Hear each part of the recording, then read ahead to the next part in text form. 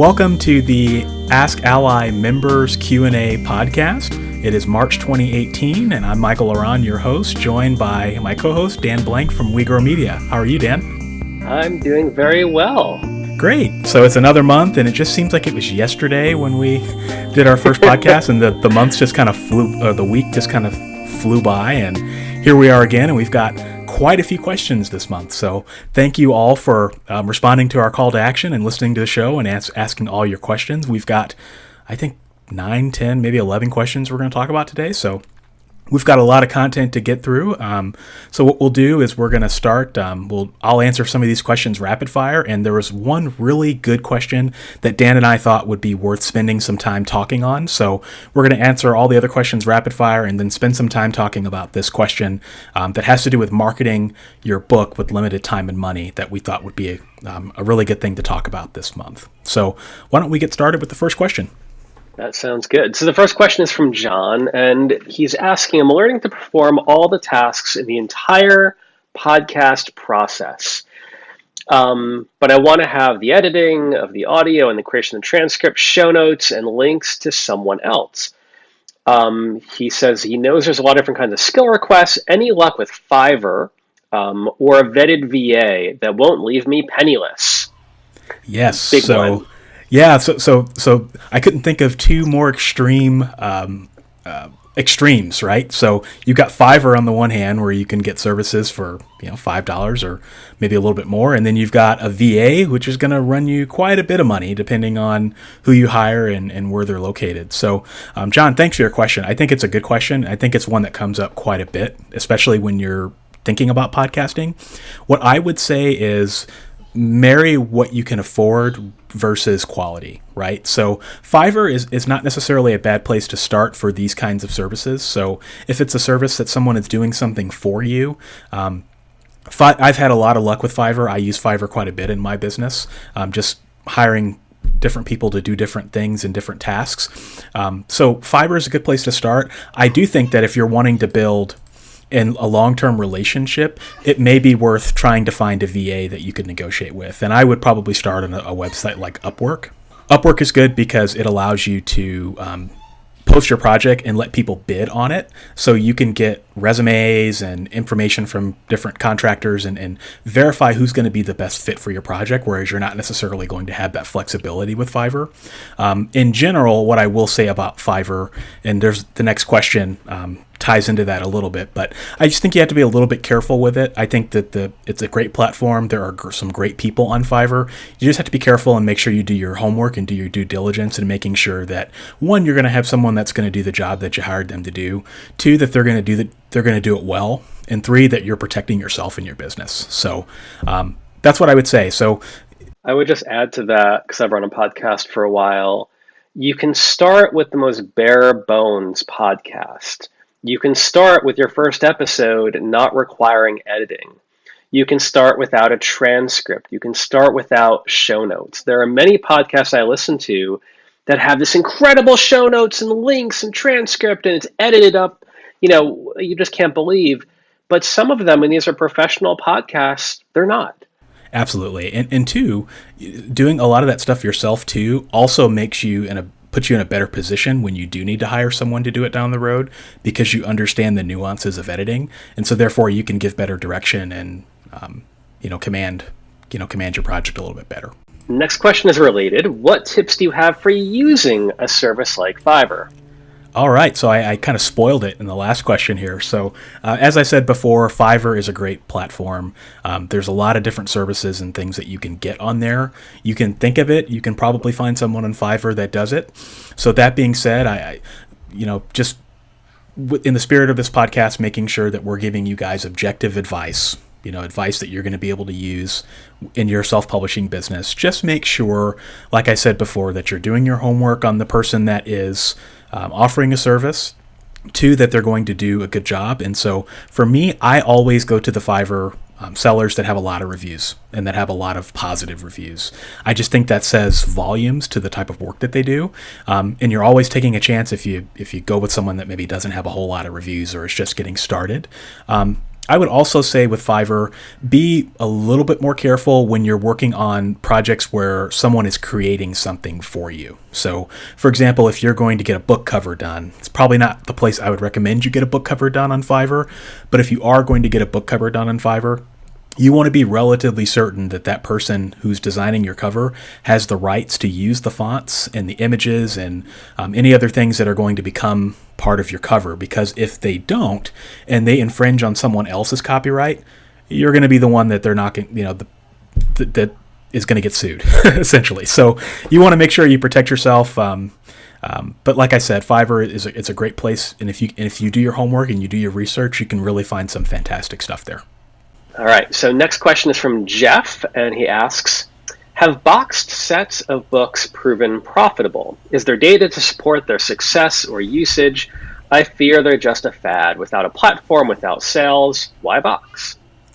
Okay, so the question here is, are box sets an effective marketing tool?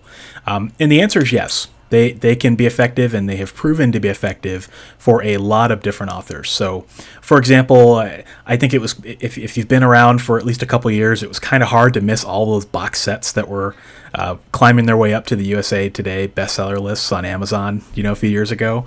That kind of level of, 19, 20 authors in a box set, that has done very well. I will say that the effectiveness of those huge multi-author box sets in a way has waned a little bit, primarily because a lot of the bestseller venues have started to change their rules and requirements for books that are eligible to get onto those lists. But in terms of reaching readers and just selling more books and building your audience and expanding your audience, I think it's a very effective tool, and it's one that you shouldn't overlook. I think a lot of people overlook it because they see, box sets aren't working anymore, or readers are tired of them. But if you write in a smaller genre, or if you write in a genre where readers are still craving those things, say urban fantasy or space opera or whatever that might be, I think it's a good idea to think about.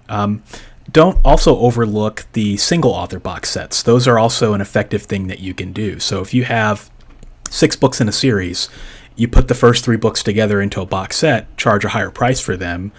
It's a great selling proposition for readers. And if you have an audiobook, that's also something that you can leverage, because readers like those big audiobooks. They want to use their Audible credits, right? And so they like to use those for bigger books. So I definitely think that there is a lot to be done in the box set area.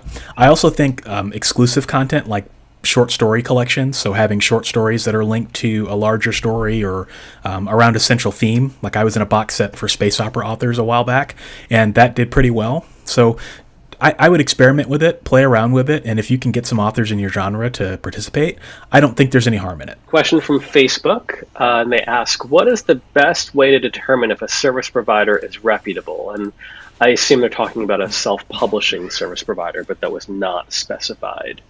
Okay.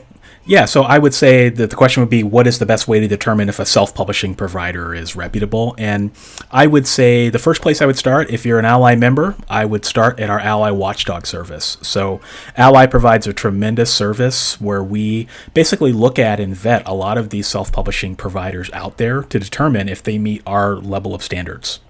Right, so we're looking for those service providers that provide excellence. They're fair, they're objective, they're ethical, right? And so we provide that service, and we rate them and rank them based on how they perform. And so what I would invite you to do is, if you're an ALLi member, check your ALLi dashboard by logging in, and there's a link right there that says view the ALLi Watchdog report. So I would start there and see if the provider that you're looking at is in that database. And for those of you who are not listening, who are not ALLi members, that is a great reason to become an ALLi member. So be sure to join us today to get that great benefit. All right, so we've got a couple questions from Donna. And the first is, I still don't understand how to get reviews on a book before it's out. So there's a few sub-questions here. Do you send them a PDF or an advanced reader copy? Do you ask them to go somewhere like your website? How do you get on the back cover? And then the second part is, how do you get instant reviews on Amazon on a book that isn't published yet? So that's the long and the short of it.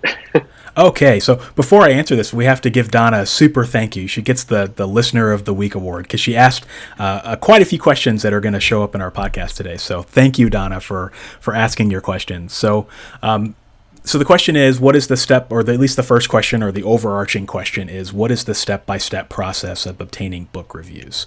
And this is honestly a tough question, right? I think a lot of authors struggle with finding reviewers who are willing to review their book because there are so few reviewers out there and so many books.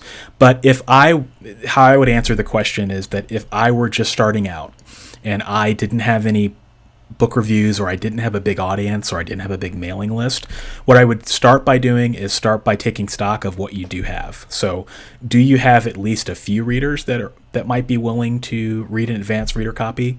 If so, send out an email to those people, send out an email to your mailing list, and just ask. Say, hey, I've got my next book coming out. I'm offering advanced review copies. Sell the perks of advanced review copies, that they get a free review copy, I guess, in exchange for an honest review, right? You want to make sure that you put that disclaimer out there and just see who bites. And usually, most people can get one or two people that would be willing to read it. And the next thing I would do is I would go to, there are lots of message boards and lots of author social media groups based on genre where you can go and ask for advanced reader copies, or at least ask where to maybe find some advanced readers. That's always a good place to start. A place that helped me quite a bit early on in my career was Goodreads. There was a beta reading group that I used quite a bit where I was able to get some early reviews from people who just very kindly volunteered their time to read advanced copies of reviews and or beta read your books. So that's another good way to do it. Another way, just use your social media channels. So if you're on social media, advertise that you've got some books that are available for advanced review copy. That's a good way to at least drum up some interest in the book. And once you've done all of those things, and once you've gone through the different book review sites, and there's all kinds of them out there where they'll, book bloggers, and you can look at databases where there's tons of book bloggers that you can email or fill out their submission forms to get your book into their eyes for consideration. After you've done all of that, there are some paid services out there that you can look at that will at least drum up some list of potential Amazon reviewers that you can pitch.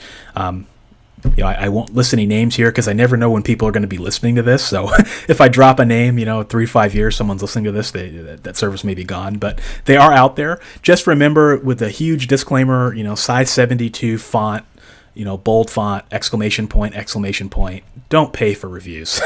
Just, don't ever offer money for a review.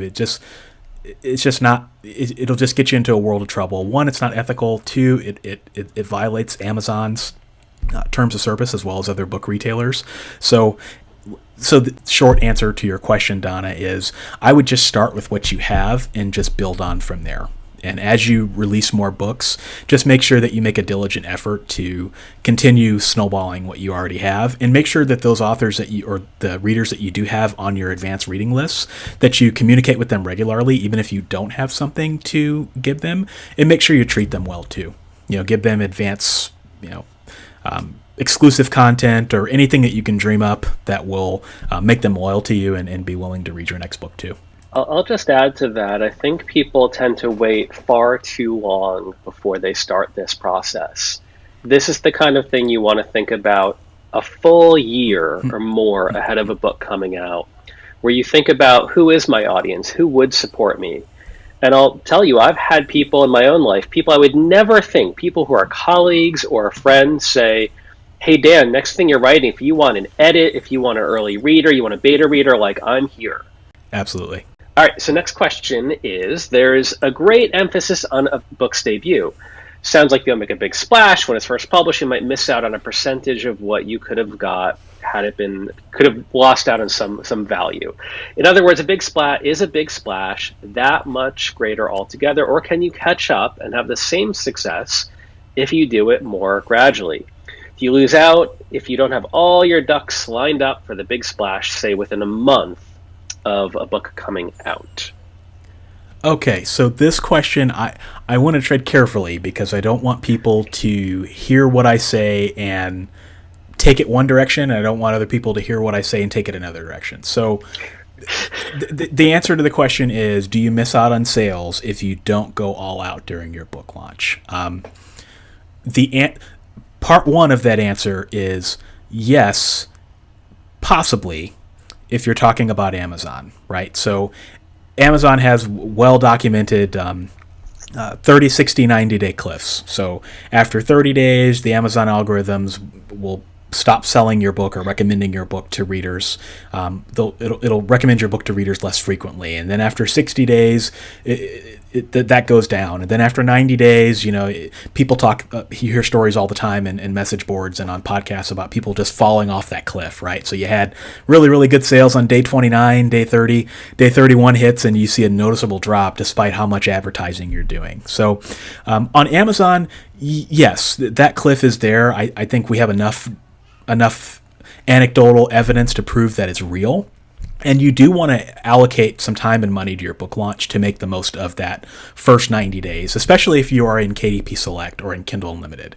That just makes good sense. That being said, that doesn't mean I hear people say this sometimes, and they tell me, well, I need to go max out my credit cards. And I talked to one person that said I was going to max out my credit cards because I wanted to make sure that I had the most of my ads. And don't do that. Don't marry what you can afford. Marry what you can afford with what you're able to do. I wouldn't go out and spend money you don't have to advertise your book and do things like that. But that's part one of the answer. So yes, on Amazon, that early visibility is really important, and you want to do all you can and put some time, resources, and money into leveraging that so that you can get the most of that out of that 90 days. And hopefully, if you're successful enough, that the Amazon algorithms will kick in and continue selling your book after that 90-day cliff. And you can rely on that. Part two of the question, other retailers, not so much, right? Because the other retailers don't necessarily sell their books like Amazon does. So if you look at Apple or if you look at Kobo, they're very, very boutique, right? So there really aren't any sophisticated algorithms that are going to help you sell books quite a bit. So it's not inconceivable that you could publish your book today on Apple or publish your series today on Kobo, and it might not take off for another 2 years when you throw some ads at it down the road. So just keep that in mind. It varies a lot depending on where you're publishing, but I would say, just as a good business and author practice, to allocate what you can, time, resource, and money to your launch, because I think that just helps you with the series. But like I said, the other retailers, Amazon, it's going to be really important. The other retailers, not so much. All right. So our third question from Donna. Could you speak about the importance of getting a book copyrighted? If you have an ISBN number on a unique book and have a copyright symbol and a statement on copyright page of your book, is it really necessary to then copyright the work? Okay, so should you copyright your work? That's a great question, and I actually love copyright questions because they're fun and it's fun to dig into. So my answer is going to be, I'm probably the only person that would say that. So that's why I'm laughing. Yeah, I know, that's exactly. All right, so United States. My answer is United States specific because I am a resident of the United States, so it's hard for me to respond on other countries. I would assume the UK would be fairly similar to us, but if you're in the United States, the legal answer is yes. You are afforded certain benefits by registering your copyright or registering your work with the Library of Congress. So, for example, if you do register your work, it costs like $35. You go on the website and you put in your information for your book. Essentially, you can obtain statutory damages if a lawsuit's ever filed. If you ever have to file a lawsuit for copyright infringement, you can obtain some additional damages as well as your attorney's fees. If you don't do that, you don't necessarily get those attorney's fees if you don't register your work. Plus, it's just good business practice to register your work with the government and protect your work. That isn't necessarily, if you don't register your work, it doesn't mean that you don't have your work copyrighted. It just means that you're affirming it to the world that you've registered your work. So a lot of people ask this question. There is a little bit of an expense with it, but I would always recommend that if you can spare it, just go ahead and do it. It just helps protect yourself and protect your work down the road. All right, which comes to our deep dive question from Facebook, which is simply, how do I promote my nonfiction book with limited time and money? All right, so we like this question, right? Because it's it's so open-ended that you could spend a lot of time talking about it. And I think that there have been a lot of podcasts that have spent some time on this topic. What would your thoughts be first, Dan? So, when I think of a nonfiction book, I think that there is an interest there with the person who's writing it. There's an expertise, there's a hobby. So, this is not just something that is totally random, where you have an accountant worked for 30 years and on the side wrote this little sci-fi book, and they said, I just want to do a little bit limited time and money. So when I think about this question, I'm thinking that they have very little money because people tend to not have a lot of money. They have other priorities in life, but I'm imagining that they are somehow an expert in this field. They've worked in this for a while and that they care about it. They want to be known in this field for some period of time. So I'm trying to get my context in my head of how to think about this, because whenever I work with a writer, I talk to writers, a lot of times they're not making a big outlay of time or money. It's spread out slowly over the course of months or years.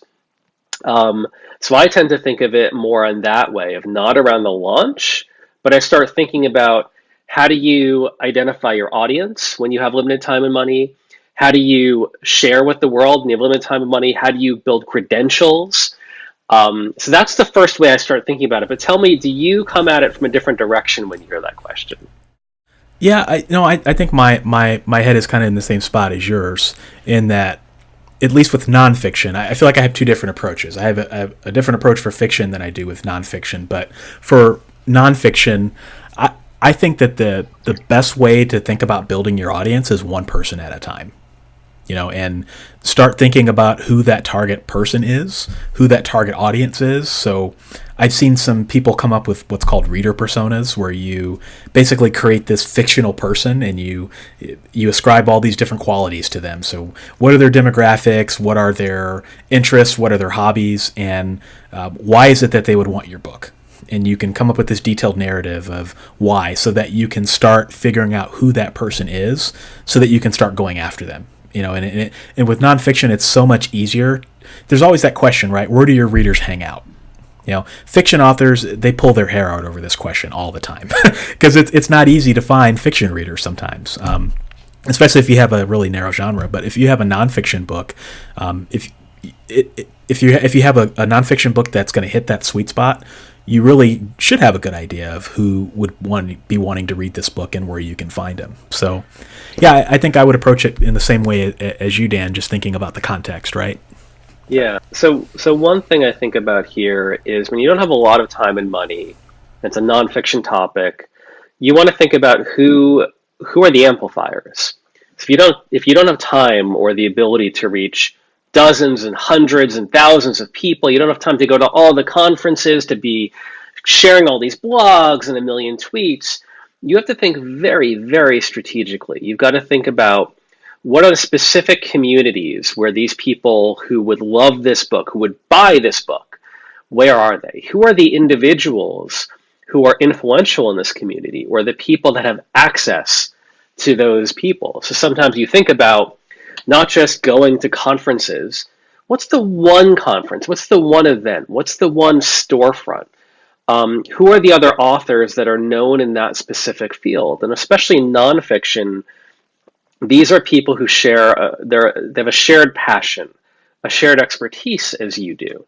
So there should be a way to connect with them where you're not trying to just, use them for a transactional nature, but where you would want to get to know them. The nice thing about that is always free, but it takes time. It takes you developing a sense of trust with them, so they should become aware of you. You want to not just kind of pop up out of nowhere and say, can you promote my book? Because nobody likes that. But this idea of you understanding who they are and what is that connection? Why would they like your book? And that gives you the opportunity to bring them on the journey, which I mentioned earlier, where you get to think about, if you can't engage a whole huge audience, who are the 10 people that you would love to know about this book? So I'd start there, and that's very similar to what you said too about the idea of that one audience member. So here you're thinking about, if you can only contact one person or 5 people or 10 people, who would they be when you don't have a lot of time and don't have a lot of money? I like that, and I like thinking about your audience and all of that too. And a step before that as well is you want to start building credibility. So even, you've got your book out, so your book is the number one calling card, right? But what else? How else can you build some credibility? And one of the things that worked particularly well for me, and I'll give some personal examples on this, and it didn't cost me very much money to do it all, but the first was video. So it's amazing how few people are doing video, yet how many people are doing video, particularly in the nonfiction space, right? So I started a YouTube channel called Author Level Up a couple of years ago. And I just did it because I just wanted to help other authors. But what that ended up helping me do, and it was kind of a side thing, it was never really my major focus or major intent, was it helped me build credibility, right? So I've developed a channel of really awesome viewers who tuned in to watch me every week. I did 3 videos a week, and while YouTube may not necessarily be the avenue, think about some promotional videos or some ways to tell your story in a way that hasn't been told before. So a lot of people take up blogging. The good thing about blogging is that it's easy. The hard thing about blogging is that everyone's blogging and it's really hard to cut through. The nice thing about video is if you take the time and you develop a good looking video with good production. And none of that is very expensive. I talk about this when I was on Joanna Penn's podcast. I talked about some tips on YouTube videos and all of that. If you can do all of that and you can find a different way to tell your story, that can help you resonate with some of those influencers that are out there, right? Because not only do you have your book that's your calling card, you've got a video that you can send people to that has your personal story, and you can connect with them on a more 3-dimensional level. So that's the first thing I would say. And the second thing I would say too is I just published a nonfiction book called Be a Writing Machine. And it's just basically how to write books faster and smarter. And one of the things that I did with that was I just really focused on, authors, right? So what's that pain point? Like if I'm an author today and I'm writing my next book, what is it that keeps me or wakes me up in the middle of the night, about writing my next book? And if you can tune into that and then marry that with your video and marry that with all the stuff that Dan talked about finding your audience and connecting with them, I think that's really powerful because you really want to think about connecting with those influencers, right? And they get a lot of pitches every day from people that want to share stuff, and what makes you different. And I think video is something that really can help you stand out and that a lot of people should not overlook. Just to expand upon something you said, I think a lot of people think that they're telling their story, and they're not. They're trying to give this perfect third-person credibility-building biography, and they want to show that they're, credible. But I think that you have to actually bring people into your story. When I work with authors writing their bio, for me, a bio should be this long. There should be sections. It should go deep. And often I find that people, they're too quick with their story. They don't give you something to sink your teeth into. And when you look at all of these people on any social media channel who are succeeding, they succeed partially because of just who they are. And it's their charisma. And I'm not saying that these people are charismatic in a traditional, like Tony Robbins kind of way.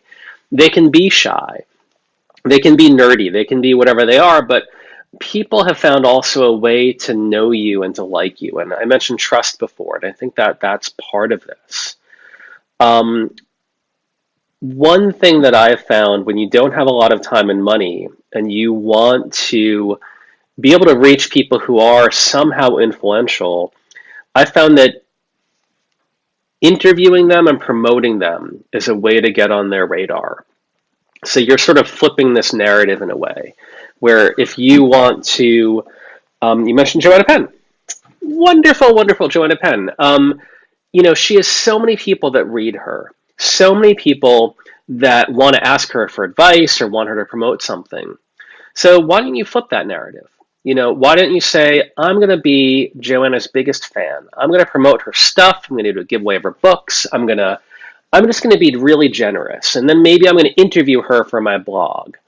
You start thinking about this in reverse, where everyone, and including people who are very successful, they notice that. This is what I love about following authors who are very active on social media, and I'm thinking of like Emily Giffin right now, where she'll share screenshots of readers' messages to her on Instagram. And it's like, Emily Giffen is unbelievably successful. Yeah, she's pretty big deal. And you can imagine, here's someone just saying something nice, and she's a human being. She resonates with that. She likes that. And it's not, that they're pandering to her. It's that it creates a conversation.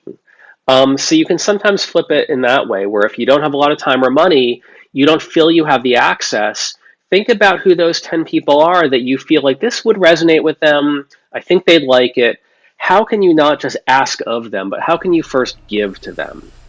Yeah, one of the things you said that I absolutely loved is that people, they just be themselves online, right? The most successful social media, and the people that I've learned, a lot of the influencers that I've gotten to know over the years, it's not that they're doing anything unusual. They're not putting on a show, when they go on YouTube or when they go on Instagram. They've just figured out how to be themselves on the internet. Whereas I think a lot of people don't know how to do that. A lot of people are uncomfortable putting themselves in front of the camera or opening that door into their office and showing people kind of how they work. And so I think if you can get comfortable with that, that's a good thing. But with this question, Dan and I have been talking a lot about marketing, right? We haven't really talked a whole lot about sales and promotion. We're talking about that work that you need to do before you can start selling all of your work, right? Because if you can get that narrative right, if you can get that personal branding right, it makes sales and promotion that much easier, because when you start funneling people in and driving traffic to your product or to your book or to your website, it makes it that much easier for people to connect with you, and it makes it that much easier for them to buy your book because, one, they know you if you've done your story right. 2, they trust you if you've done your work in building the rapport. And 3, you've got a killer book, right? So it all just marries together. And if you do all of that legwork in the beginning, instead of focusing on the sales and promotion, which is what a lot of people do, they want to know that step-by-step process. What can I do to sell my book here? What can I do to get my book in front of all these people? But they haven't done I call it the iceberg work, right? It's all that work that's beneath the surface. You can only see the 20% of the iceberg that's above the water. But if you go below the water, it's huge. And so all of that work, don't forget about that work that's underneath the surface. Yeah, I would totally agree. And I think that's a really great way of putting it, is that very often we look at successful authors and we see that much. And what we don't see are the years of work. That is why, I do interviews for the most part of my podcast. And even when I've researched people for weeks at a time, or at every interview, when I ask them about their journey from being totally unknown to success, I am always taken aback by exactly how long it took, how much effort it took, how they got unlucky 20 times, got lucky one time. And I never, ever say that to make people feel depressed or feel like, oh, so you're saying it's going to take too much time and too much money. I say that because I feel that a lot of people quit too soon. And when other people quit too soon, and it's not that I want this for them, but it becomes a benefit for you. Because as they're quitting too soon, if you just stick with it, you just keep doing what you're doing, writing books, building an audience, thinking about that audience. It's tough when you're working on one book because you think this book is it. But if you keep working on that, especially in nonfiction where you're working in this field, you care about this field, it'd be awesome if your first book was a big deal. But it might just be that your third book or your sixth book is a big deal. And that once those people find you on book 6, they now have a whole backlist to dig into. And I think as a creator, this is a wonderful challenge too, to think about how are you going to explore this topic when it goes beyond just one book. Absolutely. So we're coming up on time, but I think that to wrap this all up, if we could leave you with one or a couple of different things, it's one, know yourself. Personal branding is not terribly expensive. It's something that you can do and learn to tell your narrative. 2, know your audience. Go out there and find out who they are, find out who the influencers are. And 3, don't forget that you've got a really good product. And know that it takes persistence and it takes a lot of time and effort, but this is a path that Dan and I can both agree that has been immensely gratifying to be on. And so just have fun out there. Totally agree. Love it. All right, so that brings us to the end of this month's show. We want to thank you guys for listening to the Ask ALLi Members Q&A podcast. If you have a question that you'd like for Dan and I to answer on air, feel free to submit it if you're an ALLi member by logging into your ALLi dashboard. That will take you to a form, or there's a link to a form where you can enter in your question, and you may just very well see it answered here on air. So with that, we'll hope you guys have a nice month, and we'll talk to you next month.